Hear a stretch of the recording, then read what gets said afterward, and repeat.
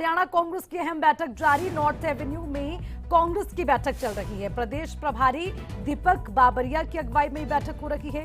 भिवानी लोकसभा और विधानसभा के तमाम नेता इसमें मौजूद। तो वहीं लोकसभा और संगठन के लिए लिया जा रहा है फीडबैक। देखिए, कांग्रेस भी अब विपक्ष की भूमिका को देखते हुए लगातार अपने संगठन को मजबूत बनाने के साथ आगे की रणनीति पर काम कर रही है, जिसके लिए अब तक क्या रहा, लोकसभा में किस तरह की स्थिति है, संगठन की किस तरह की स्थिति, उसको लेकर फीडबैक लिया जा रहा है। तो नॉर्थ एवेन्यू में उसी को लेकर कांग्रेस की बैठक चल रही है और कांग्रेस की इस बैठक में फीडबैक लेते हुए प्रदेश प्रभारी दीपक बाबरिया की अगुवाई में इस बैठक को किया जा रहा है। चलिए, इसी पर ज्यादा जानकारी के साथ हमारे संवाददाता विनय सिंह हमारे साथ जुड़ गए हैं, उनसे जानकारी लेंगे।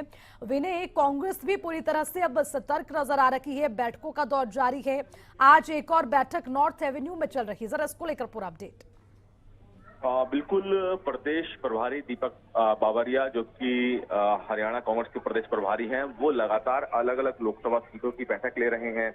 आज भी महेंद्रगढ़ भिवानी लोकसभा सीट के नेताओं की बैठक है, जिसमें कि पूर्व विधायक, पूर्व सांसद, मौजूदा विधायक जो भी हैं इन लोकसभा सीटों से, उनके साथ और साथ ही साथ जो वरिष्ठ कार्यकर्ता हैं इस लोकसभा सीट के, उनको बुलाकर 1 to 1 यहाँ पे दीपक बाबरिया बात कर रहे हैं। और इससे पहले भी, कल भी रोहतक लोकसभा सीट और इससे पहले की बात करें तो अलग अलग लोकसभा सीटों की बैठक दीपक बाबरिया ले चुके हैं।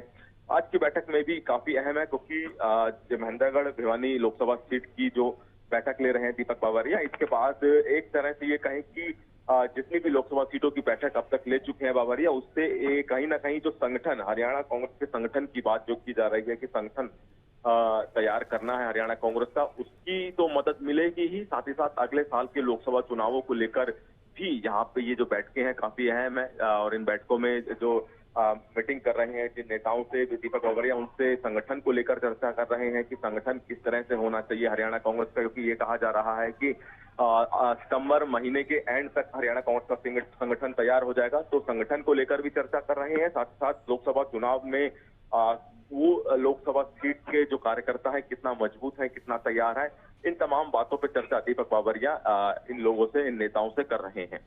विनय, कांग्रेस की बात अगर हरियाणा राज्य के लिहाज से की जाए तो काफी विपक्ष काफी मजबूत नजर आता है हरियाणा में, और इस वक्त जिस तरह की तैयारियां चल रही हैं, बैठकें हो रही हैं, फीडबैक लिया जा रहा है, तो ये माना जा सकता है कि आने वाले समय में एक नए अवतार में विपक्ष हरियाणा में नजर आएगा ग्राउंड जीरो पर।